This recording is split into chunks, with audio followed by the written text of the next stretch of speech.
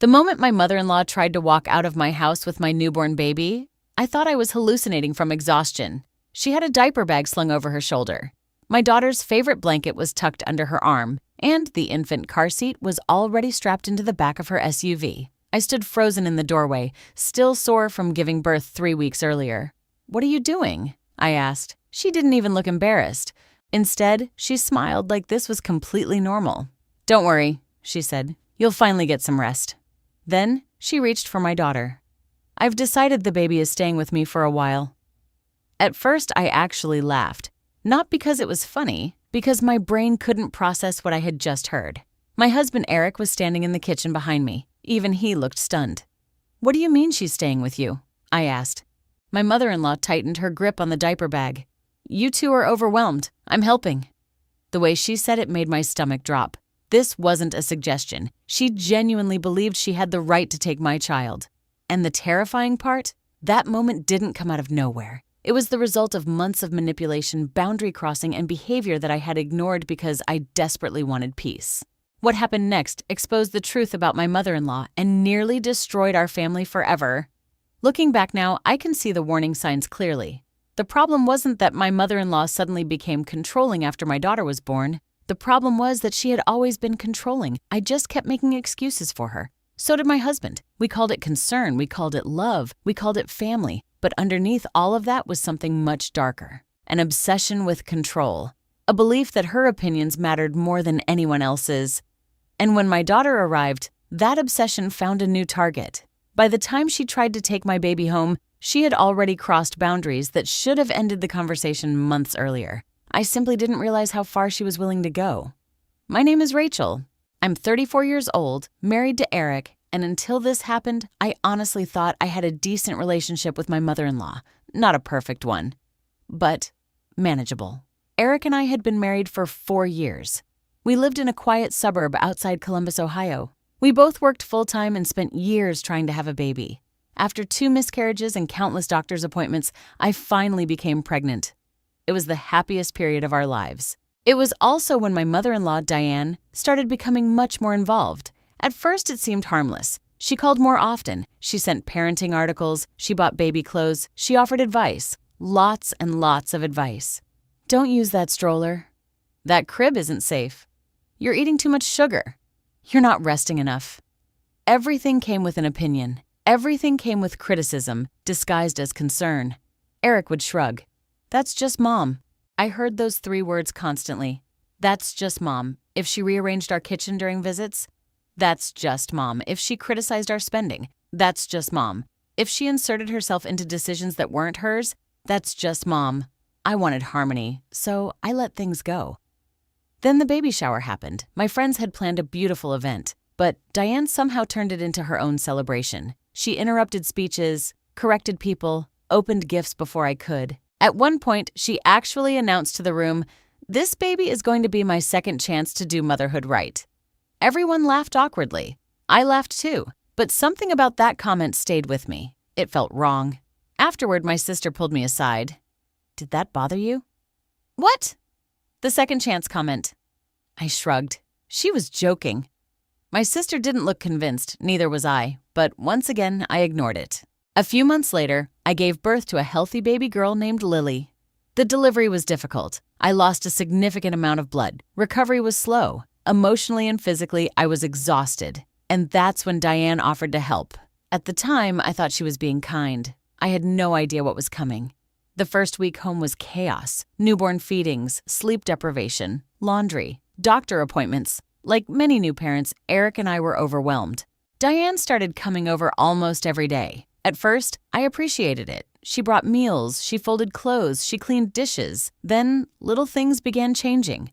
I'd put Lily down for a nap. Diane would pick her up. "I don't think she's tired." I'd say Lily needed feeding. Diane would insist I was overfeeding her. She questioned everything, every diaper, every bottle, every decision. One afternoon, I walked into the nursery and found Diane moving furniture. "What are you doing?" "The room makes more sense this way." She hadn't asked permission. She simply decided. Another time, I found her going through our medical paperwork. She didn't apologize. She acted offended that I was upset. "I'm family." That phrase became her shield. I'm family. As if family automatically erased boundaries. The comments became worse. She started referring to Lily as my baby. At first, I corrected her gently. You mean your granddaughter? She laughed. You know what I mean. But she kept doing it, again and again and again. Then came the social media posts. Before I could even announce Lily's birth online, Diane had already posted pictures. Hundreds of comments poured in. People congratulated her, not us. Her. One caption actually read, "My beautiful baby girl finally arrived." I stared at my phone in disbelief. When I confronted her, she rolled her eyes. Oh, don't be sensitive. Sensitive. That word became another weapon. If I objected to something, I was sensitive. If I disagreed, I was emotional. If I set boundaries, I was ungrateful. Meanwhile, Eric remained caught in the middle. He loved me. I knew that. But decades of conditioning made it difficult for him to challenge his mother. Whenever conflict arose, he looked uncomfortable, avoidant, hopeful it would disappear. It never did. The turning point came when Diane started creating her own nursery at her house. At first, she bought a crib, then a changing table, then toys, then baby monitors. Entire rooms were transformed. I remember standing inside that nursery feeling uneasy. Why do you need all this? I asked. She smiled. For sleepovers. Lily is a newborn. Eventually. But there was something strange in her tone, like she wasn't talking about occasional visits, like she was preparing for something much bigger. I told Eric afterward that it bothered me. He admitted it was excessive. Yet, neither of us confronted her directly. We kept hoping things would calm down. Instead, they escalated. When Lily was 2 weeks old, Diane started showing up without calling. Morning, afternoon, evening, sometimes multiple times a day. If we didn't answer the door, she'd text. If we didn't respond quickly enough, she'd call Eric. Then she'd call me. Then she'd show up anyway. One evening, she arrived while I was breastfeeding, without knocking. She used the spare key we'd given her for emergencies. I nearly screamed, "Diane!" She looked confused. "What? You can't just walk in. I wasn't looking." That's not the point. She acted offended, like I had done something wrong. The next day, we changed the locks. She found out immediately. The phone call was explosive. Why would you do that? Because we need privacy. You don't trust me? It isn't about trust. But to Diane, everything was about Diane. Every boundary became a personal attack. Every request became disrespect. Soon, she began criticizing me directly. She questioned my parenting, my feeding schedule, my sleep schedule, my recovery, even my bond with Lily. One afternoon, she said something that still makes my blood boil. "You seem very anxious around the baby." I blinked. What does that mean? Maybe motherhood isn't as natural for you.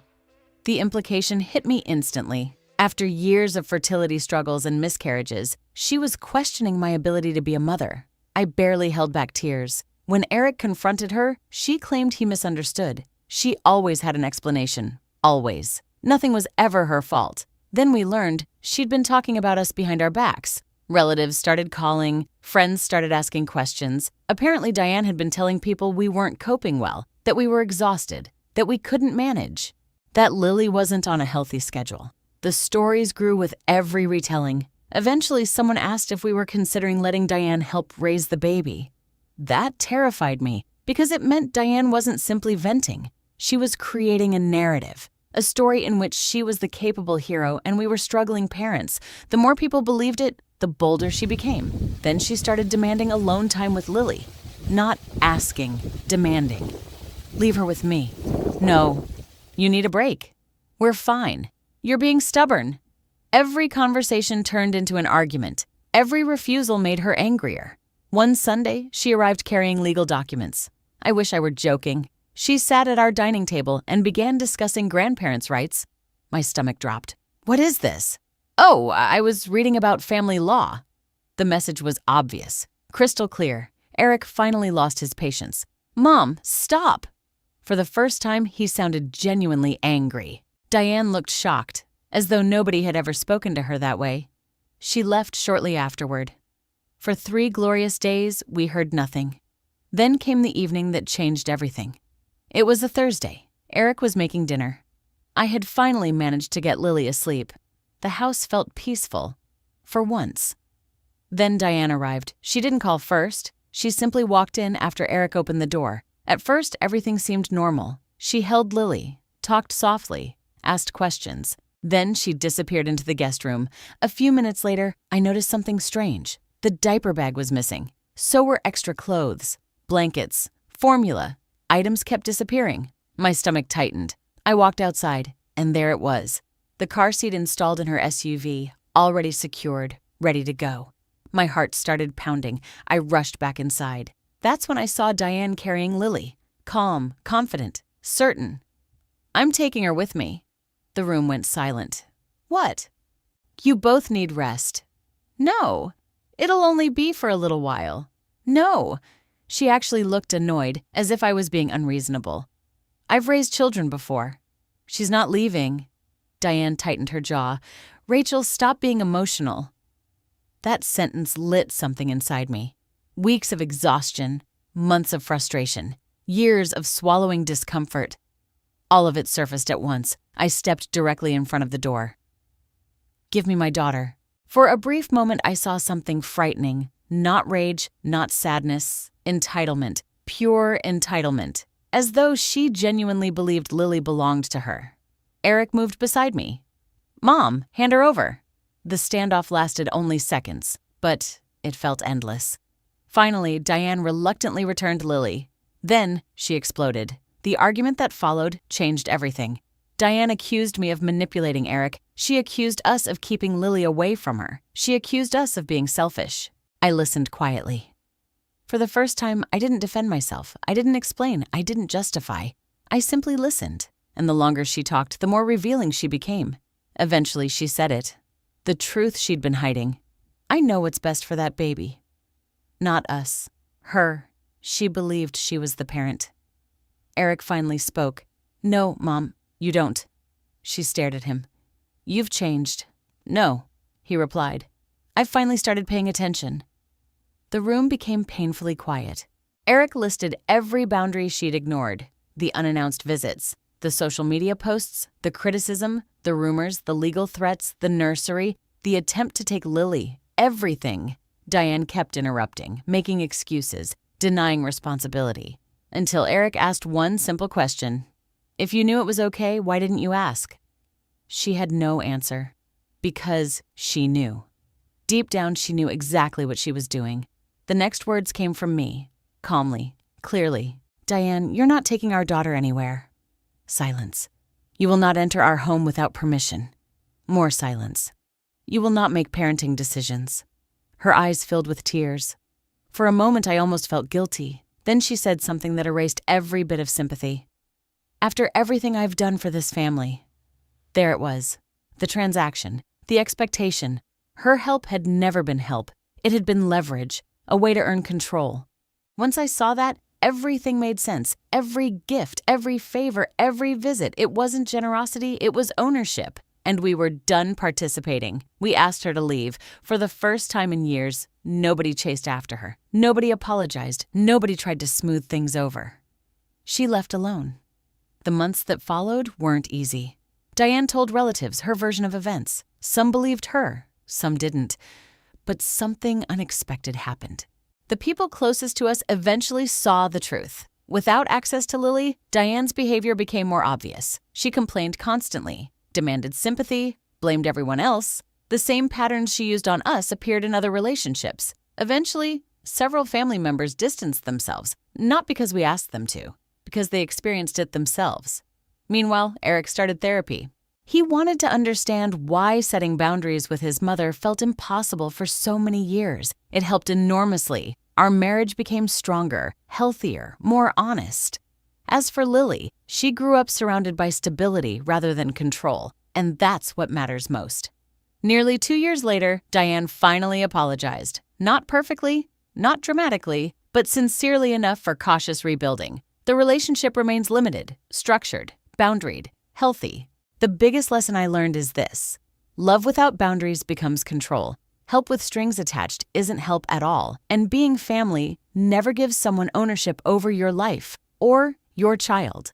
The day my mother-in-law tried to take my baby home was one of the most terrifying moments I've ever experienced. But it also forced us to protect our family in a way we should have done much sooner. Sometimes peace doesn't come from keeping everyone happy. Sometimes peace comes from finally saying no. If you've ever had to choose between family and your own peace, let me know in the comments. I'd love to hear your story. And don't forget to subscribe for more real-life drama stories.